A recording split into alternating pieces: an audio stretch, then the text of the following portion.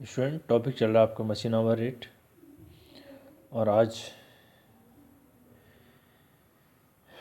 हम इसकी कुछ इम्पोर्टेंट डिटेल्स हैं regarding machine expenses are as follows. जैसे कि डेप्रीशिएशन। Number 1, depreciation. देखिए, depreciation generally is calculated on the basis of cost of the machine, including the installation charges of machine, less scrap value divided by the total working life of machine in hours. This following formula is as follows. Formula देखिए student, firstly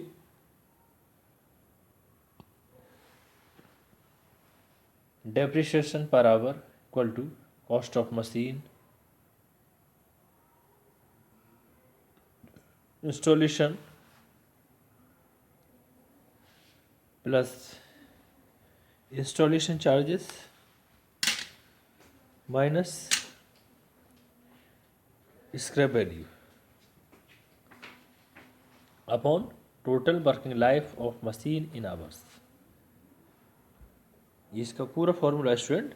cost of machine जितनी question दे रखी है वो plus installation charges minus scrap value, और सबको divide कर देंगे जितनी टोटल वर्किंग लाइफ होगी मशीन की उतनी।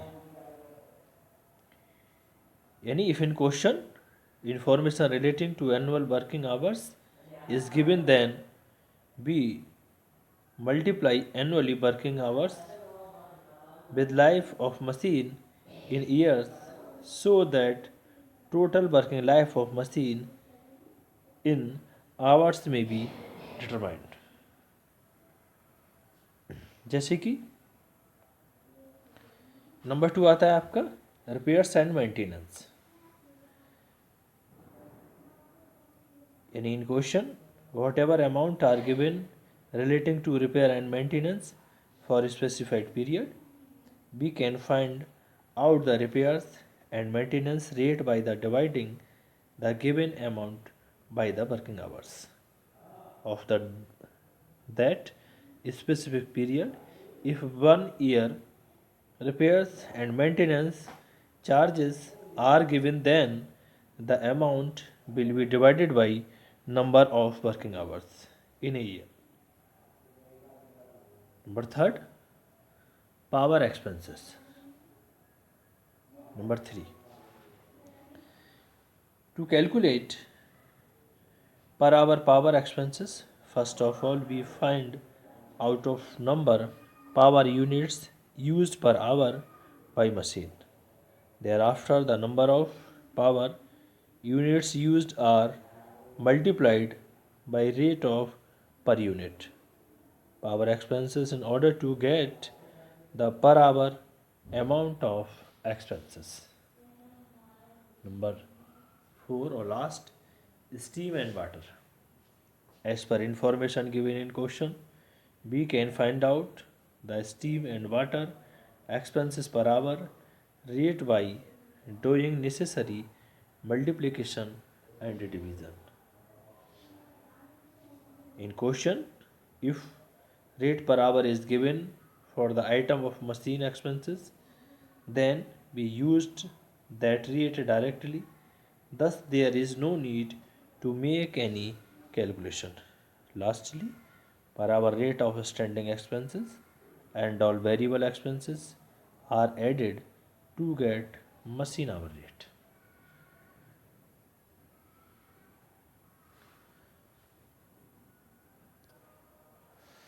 स्टूडेंट देखिए, अब इसका फॉर्मेट आता है मशीन आवर रेट, वो कैसे इसको सॉल्व करना है, इसका पूरा क्या फॉर्मेट है, किस फॉर्मेट के द्वारा मशीन आवर रेट को कैलकुलेट करेंगे। देखिए, format for calculation of machine hour rate. Firstly, computation of machine hour rate।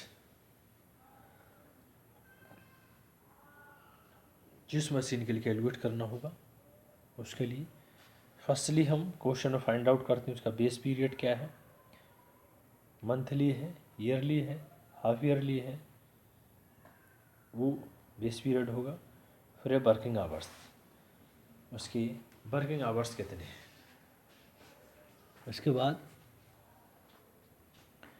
Student जिसका पूरा स्टेटमेंट पूरा ब्यौरा देंगे, पर्टिकुलर्स देखिए, पर डे और पर week, per month, per year, base period हो सकता है जो मैंने अभी आपको बताया था।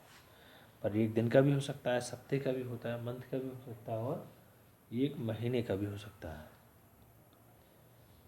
इन सबको हम पर घंटे प्रति घंटे के हिसाब से कैलकुलेट करेंगे, क्योंकि क्वेश्चन में वो कह रहा है मशीन आवर रेट, मशीन घंटा दर,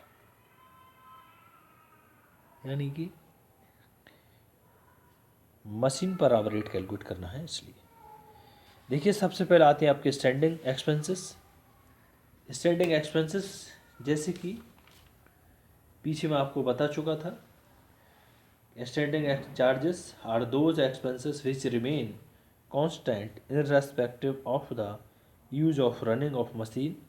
Standing charges are estimated for a period for every machine. The total of these charges is divided by effective working hours of the machine during that period to obtain hourly rate of standing charges.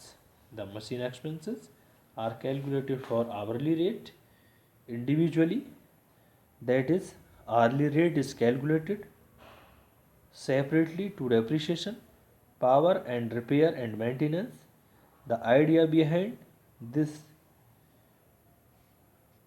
point that while the calculating hourly rate for absorption at different times in a week or month, the standing hourly rate may remain constant and only the machine expenses hourly rate need to be worked out. तो student ये standing charges और इनके बारे में पीछे आपको बता चुका हूँ कि रेंट को किस में कैलकुलेट करना है। तो देखिए इसका format, standing expenses number 1 rent, rates and taxes. देखिए रेंट, रेट्स एंड टैक्सेस को कैलकुलेट करना है according to the areas used by the each machine. जितना प्रत्येक मशीन द्वारा एरिया यूज किया जा रहा होगा उसके रेशियो में इसको करेंगे, यानी according to the floor area.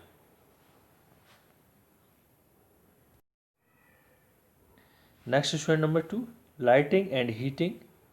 ये किसके रेशियो में कैलकुलेट करेंगे, in the ratio of light point और बल्ब्स और नंबर ऑफ वर्कर्स, यानी in the number of light point attach with the machine. जिस मशीन से जितनी भी लाइटें बैठती हैं पर मशीन के हिसाब से। नेक्स्ट नंबर 3 आपका सुपरविजन एक्सपेंसेस। देखिए सुपरविजन एक्सपेंसेस को हम time devoted by supervisory staff each machine, यानी कि according to the insured value of machine. Generally each machine insurance expenses is given, so no need of apportionment. Number 4 labor welfare expenses. Labor welfare expenses इसको in the ratio of number of workers, यानी in the ratio of number of workers employed on each machine. Number 5 insurance.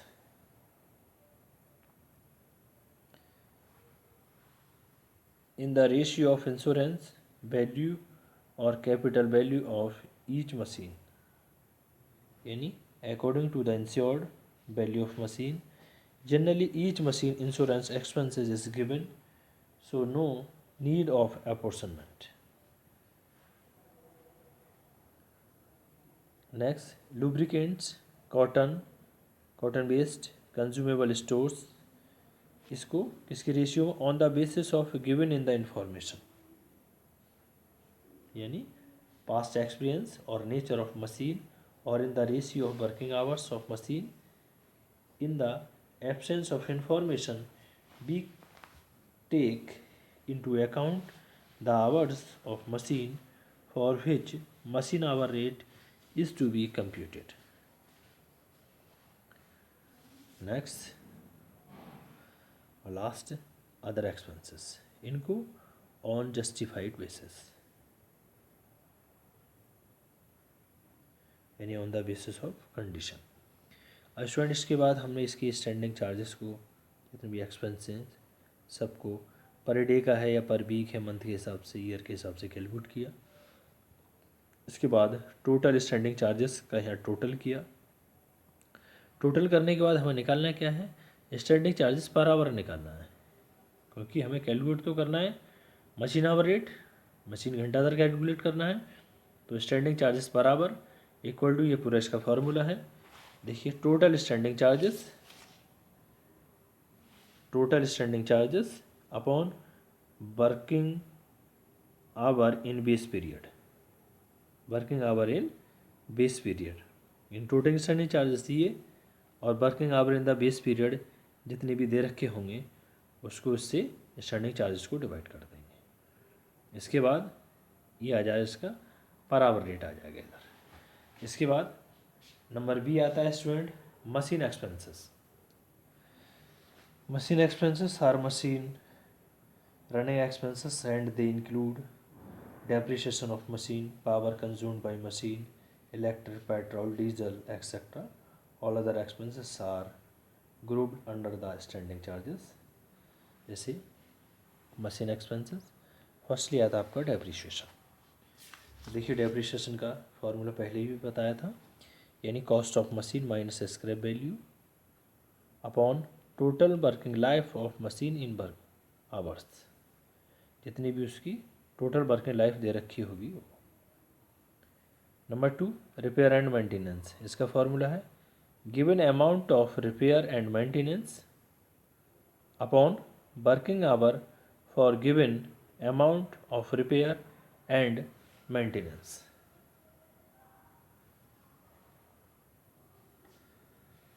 Number 3 power जितनी दे रखी हुई उसकी units consumed हुई हैं वो per hour के हिसाब से मल्टीप्लाई यूनिट रेट, जितना पावर का यूनिट रेट के हिसाब से दे रखा हो। Last steam and water as given in question. तो स्टूडेंट ये पर आवर के हिसाब से पूरा सब कुछ कैलकुलेट किया है। तो इन सबको ऐड करने के बाद एक तो स्टार्टिंग चार्जेस हमने कैलकुलेट किया था उससे पहले, उसमें फिर मशीन एक्सपेंसेस में ये पॉइंट कैलकुलेट करेंगे। इसके बाद जो पॉइंट होंगे क्वेश्चन में, इन सब के बाद ऐड करेंगे इसको, और ऐड करने के बाद जो आएगा, पर आवर को ऐड करने के बाद जो आएगा वो मशीन आवर रेट होगा। Thank you student.